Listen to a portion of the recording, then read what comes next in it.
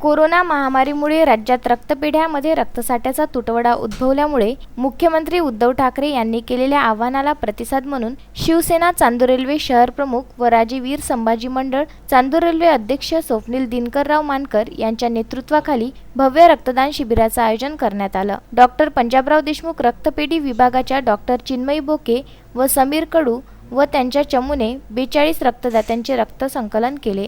या शिबिरामध्ये social distancing, sanitising, mask या सर्व गोष्टींचा योग्य वापर करून रक्तदान शिबिराचं आयोजन पार पडलं। यावेळी प्रणव बोके, गोपाल अविनाशे, निखिल बावणे, गौरव शिंदे, राजू शिवनकर, सौरभ इंगळे, कौस्तुभ लांबे, मयूर धर्माळे यांच्यासह अनेक रक्तदात्यांनी तसेच शिवसैनिक व मंडळाच्या सदस्यांनी रक्तदान केलं।